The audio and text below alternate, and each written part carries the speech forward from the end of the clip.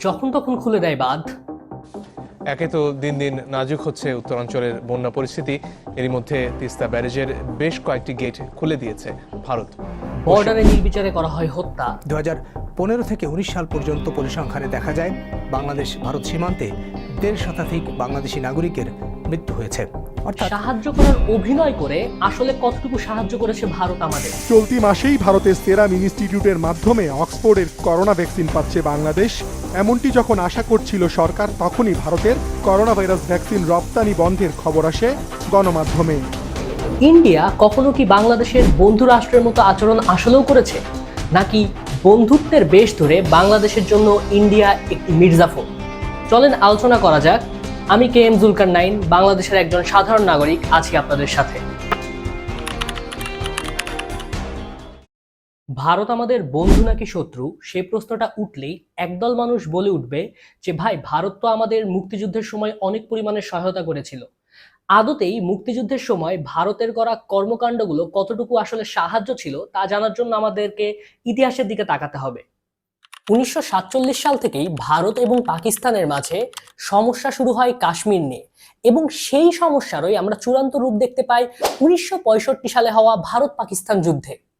1965 সালের জানুয়ারি মাস থেকেই পাক ভারত টেনশন বাড়তে শুরু করে, এবং 5ই আগস্ট পাকিস্তানি সৈন্যরা স্থানীয় কাশ্মীরিদের ছদ্মবেশ ধারণ করে অনুপ্রবেশ করে ভারতে লাইন অফ কন্ট্রোল অতিক্রম করে।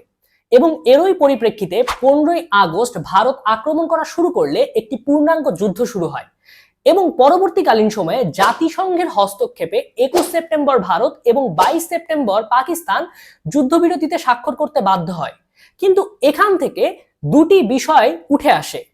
এক নাম্বার, যুদ্ধের ফলাফল অমীমাংসিত রয়ে যায় যুদ্ধবিরতিতে স্বাক্ষর করার কারণে, ফলে উভয় দেশের মাঝে যে টেনশন ছিল সেটা বজায় থাকে, এবং প্রতিটি দেশই একে অপরকে আক্রমণ করার জন্য প্রস্তুতি নিয়েই রাখে। 2 নাম্বার, তৎকালীন পূর্ব পাকিস্তান অর্থাৎ আজকের বাংলাদেশের সৈন্যদের অসাধারণ প্রদর্শন। 1965 সালের যুদ্ধে তৎকালীন পূর্ব পাকিস্তানের সৈন্যরা অসাধারণ প্রদর্শন করে, যার মাধ্যমে ভারতের মাঝে একটি নতুন ভয়ের সঞ্চার হয়। 3টি ঘটনা বললেই বিষয়টা পরিষ্কার হয়ে উঠবে।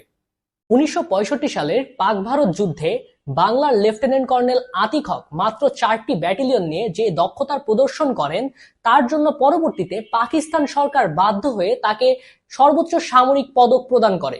দ্বিতীয়ত, জিয়াউর রহমান 446 জন সৈন্যের একটি দলের নেতৃত্বে ছিলেন, এবং এই দলটি কিন্তু সর্বপ্রথম ভারতীয় সেনাবাহিনীর সাথে সম্মুখ যুদ্ধে যায়। তৃতীয়ত, বাঙালি বৈমানিক মোহাম্মদ মাহমুদুল আলম একটি হীনবল F-86 বিমান নিয়ে ভারতে প্রবেশ করার প্রথম মিনিটের মাঝেই 5টি ভারতীয় হকার হান্টারকে ভূপতিত করে।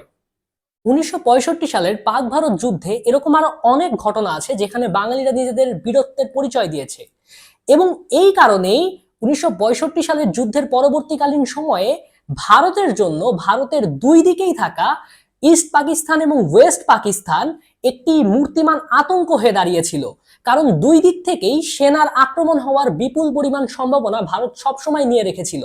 এই কারণেই 1971 সালের যুদ্ধে ভারত বাংলাদেশকে সাহায্য করে স্বাধীনতা অর্জনের ক্ষেত্রে, কারণ এতে করে অন্ততপক্ষে একদিক দিয়ে পাকিস্তানকে নিয়ে টেনশন ভারতের জন্য কম হয়, এবং দ্বিতীয়ত 1965 সালের যুদ্ধে পাকিস্তানের সাথে রয়ে যাওয়া অমীমাংসিত বিষয় নিয়ে আক্ষরিক অর্থে এক প্রকার জবাব যাতে দেওয়া হয় পাকিস্তানকে একটি যুদ্ধে তাদেরকে পরাজিত করার মাধ্যমে সরাসরি, সেই কারণে ভারত 1971 সালের যুদ্ধে নিজেদের স্বার্থের জন্যই বাংলাদেশকে সাহায্য করে, কোনো বন্ধু হিসাবে না।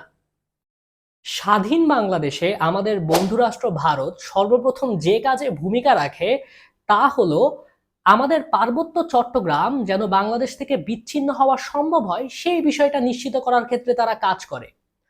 দৈনিক সংগ্রামে 16 জুলাই 2011 একটি রিপোর্ট দেখলেই বিষয়টি বোঝা যাবে। সেখানে বলা হয়, বাংলাদেশের পার্বত্য এলাকাকে বিচ্ছিন্ন করে পৃথক ভূখণ্ডের রূপ দিতে শান্তিবাহিনীকে প্রায় প্রকাশ্যে সমর্থন জুগিয়েছে ভারত। শান্তিবাহিনীর সামরিক তথা যুদ্ধ তৎপরতায় ভারতের ইন্ধন শুধু নয়, অস্ত্র ও গোলাবারুদ এবং অন্যান্য রসদ সরবরাহ ছিল ওপেন সিক্রেট।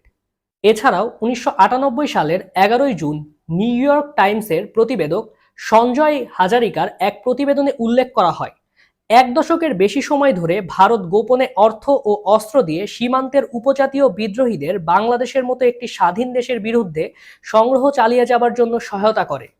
মূলত 1973 সালে গঠিত হয় পার্বত্য চট্টগ্রাম জনসংহতি সমিতি, যার মূল নেতৃত্বে ছিল মানবেন্দ্র লারমা। এবং তৎকালীন সময়ে তাদের যে মূল দাবিটি ছিল তা হলো পার্বত্য চট্টগ্রাম অঞ্চলকে স্বায়ত্ত শাসন দেওয়া। কিন্তু এই দাবিটি প্রত্যাখ্যান করা হলে তার পরবর্তীতে তারা তাদের লক্ষ্য পরিবর্তন করে এবং তারা নির্ধারণ করে তারা পার্বত্য চট্টগ্রামকে বিচ্ছিন্ন করে একটি স্বাধীন কমিউনিস্ট রাষ্ট্র প্রতিষ্ঠা করবে। এবং সেই জন্য তারা প্রথমে বার্মার কাছে সাহায্য চেলে বার্মা তা প্রত্যাখ্যান করে এবং তার পরবর্তীতে তারা ভারতের কাছে সাহায্য চায়। ভারত তাদেরকে সেই সময় প্রত্যাখ্যান না করে বরঞ্চ অপেক্ষার নীতি গ্রহণ করে।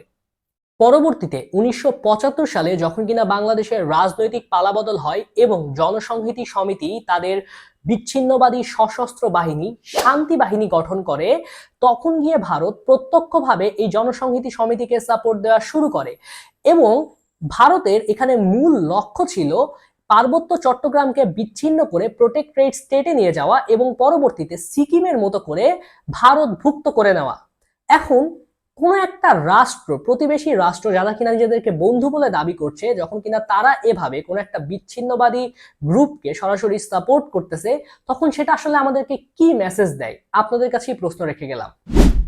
7 জানুয়ারি 2011 সাল, ফেলানী খাতুন নামের এক কিশোরীর লাশ বাংলাদেশ ভারত সীমান্তে কুড়িগ্রামের অনন্তপুর দিনহাটা সীমান্তের খিতাবের কুঠি এলাকায় বর্ডারের কাঁটাতারে ঝুলেছিল 5 ঘন্টা।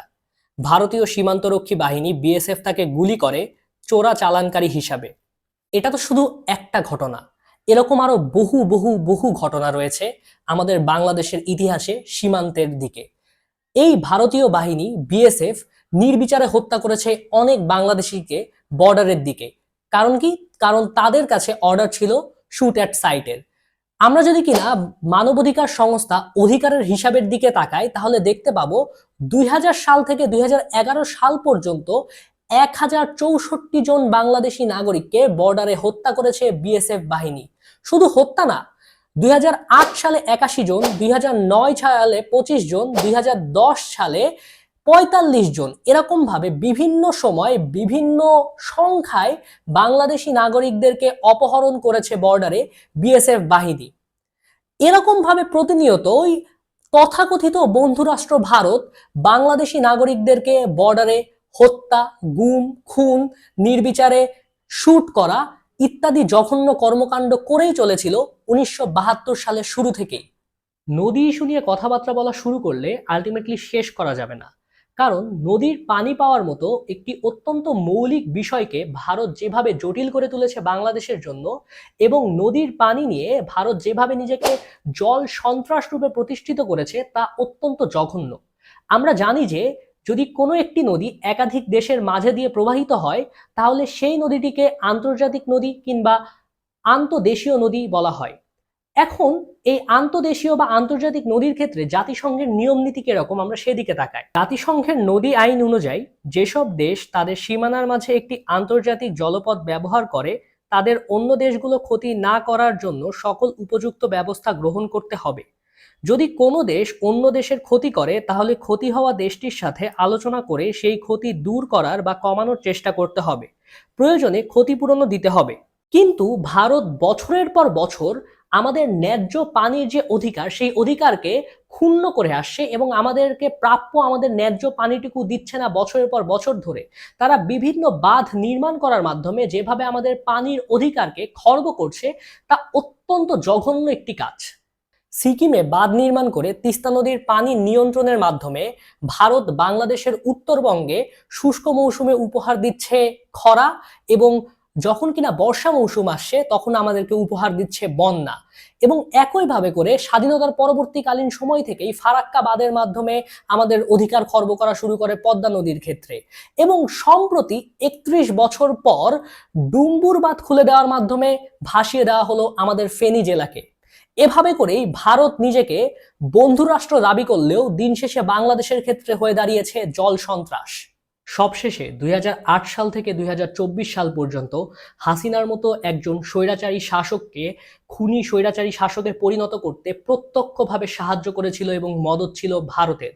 কেন? কারণ ভারত চেয়েছিল দিন শেষে হাসিনাকে ব্যবহার করার মাধ্যমে এই বাংলাদেশকে ভারতের একটি পরোক্ষ উপনিবেশে পরিণত করার। এবং সেই জন্যই হয়তোবা হাসিনা নিজেও বলেছিল, আমরা ভারতকে যে দিয়েছি সেটা ভারত সারা জীবন মনে রাখবে। এখন সময় এসেছে দিল্লির দাসত্ব থেকে বের হয়ে আসার। সরকারকে নিশ্চিত করতে হবে দুটি সার্বভৌম রাষ্ট্রের মাঝে যেমন ধরনের সম্পর্ক থাকে, যেমন ধরনের চুক্তি হয়, যে সকল চুক্তিগুলোতে দুটি দেশেরই সার্বভৌমত্ব বজায় থাকে, সুবিধা সমানভাবে ভাগাভাগি হয়, তেমন সম্পর্ক যাতে দিন শেষে বাংলাদেশ ভারতের মাঝেও থাকে। ভারতের সাথে হওয়া একপাক্ষিক যত চুক্তি ছিল, অর্থাৎ ভারত একপাক্ষিকভাবে যে সকল চুক্তির মাধ্যমে সুবিধা পাচ্ছিল, সেই সকল চুক্তি দিন শেষে বাতিল করতে হবে, যাতে করে একেবারে ফ্রিতে আমাদের করিডোর ভারত ব্যবহার না করতে পারে বা মংলা বন্দরের কর্তৃত্ব ভারতের হাতে না যায়, সেই বিষয়গুলো নিশ্চিত করতে হবে। আর জনগণ হিসাবে আমাদের দায়িত্ব আসলে আরো বড়। ভারতীয় পণ্য বয়কট করার মাধ্যমে আমাদেরকে জানান দিতে হবে আমরা আসলে আর দিল্লির দাসত্ব করতে বসে নেই। এই জিনিসটা আমাদেরকে নিশ্চিত করতে হবে, কারণ মৌলানা ভাসানী তো আরো বহু আগেই বলে গিয়েছে, পিন্ডির গোলামির জিনজির ছিন্ন করেছি দিল্লির দাসত্ব করার জন্য নয়। খোদা হাফেজ।